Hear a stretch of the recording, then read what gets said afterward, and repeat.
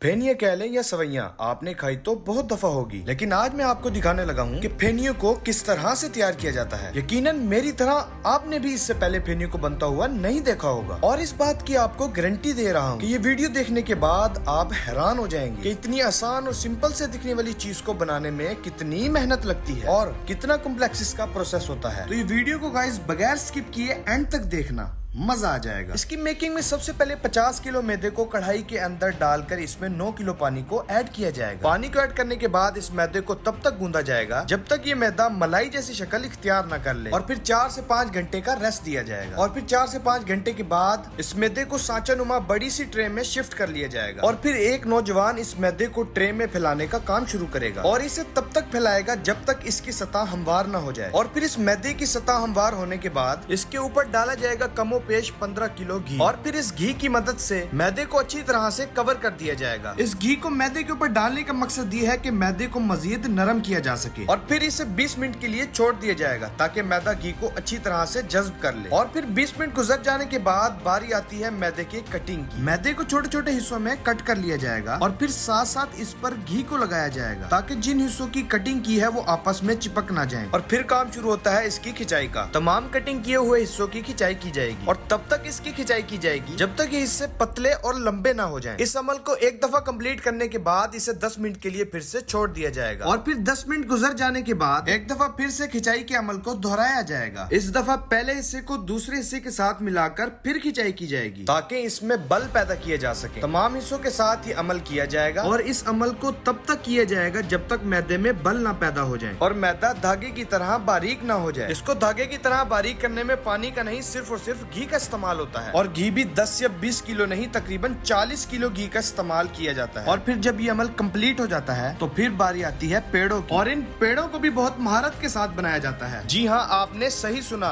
महारत के साथ। ये पेड़े देखने में जितना आपको सिंपल से नजर आ रहे हैं उसको उतनी ही महारत के साथ बनाया जाता है। एक एक पेड़े का वजन कमोपेश 100 ग्राम होता है, और इन पेड़ों को तरतीब के साथ ट्रेस में लगाया जाता है। और जब ये अमल भी कंप्लीट हो जाता है फिर बारी आती है इसको फ्राई करने की। इन तमाम बने पेड़ों को यहाँ से फ्राइंग एरिया में लेकर जाया जाता है ताकि इन्हें फेनियों की शक्ल दी जा सके। और फिर जब आप वहाँ जाएंगे तो आपको फेनियों पर फेनियां बनती हुई नजर आएंगी, और एक तजर्बेकार उस्ताद जिनको ये काम करते हुए 25 साल का अरसा हो गया है अपने इस फन को साथ रखते हुए अपने शागिर्दों के हमरा नजर आएंगे, और फिर उस्ताद मोहतरम अपने फन और महारत से इसे फेनियों की शक्ल देंगे। ये पेड़े इतने नरम और लच्छेदार होते हैं कि आम बंदा इसे ना ही बना सकता है और ना संभाल सकता है। और दूसरी तरफ इनके शागिर्द इन फेनियों को फ्राई करते हुए नजर आएंगे, और इन फेनियों को तब तक फ्राई करेंगे जब तक ये हल्की ब्राउन ना हो जाए। और फिर एक बंदा इन फेनियों को तरतीब के साथ रखता हुआ नजर आएगा ताकि इन फेनियों के अंदर जो घी है उसको अच्छे तरीके से निकाला जा सके। ये काम सारा दिन इसी तरह चलता हुआ नजर आएगा, और जब इन फेनियों का टेम्परेचर नॉर्मल हो जाएगा तो फिर इन फेनियों की पैकिंग का काम शुरू होगा। इन फेनियों की पैकिंग का काम भी आसान काम नहीं है, इसकी पैकिंग के लिए भी फन और महारत होना लाजमी है, जो कि आप इस वीडियो में देख सकते हैं। यहाँ आपको एक बात बताता चलूं कि 50 किलो मैदे से तकरीबन 70 से 80 किलो फेनियों को तैयार किया जाता है, और इन 70 से 80 किलो फेनियों को फ्राई करने के लिए कमोपेश 50 किलो घी दरकार होता है। जब इन फेनियों को अच्छे तरीके से तरतीब लगा दी जाती है तो उसके बाद इसका किया जाता है वजन, और फिर वजन करने के बाद फिर इसको अच्छे तरीके से कवर किया जाता है, और फिर बड़ी बड़ी दुकानों पर इसको सेल करने के लिए भेज दिया जाता है ताकि ये सेमिया फेनिया आपके घर की जीनत बन सके। अब ये वीडियो देखने के बाद आपको अंदाजा हो गया होगा कि इन सिंपल से दिखने वाली फेनियों में कितनी मेहनत लगती है।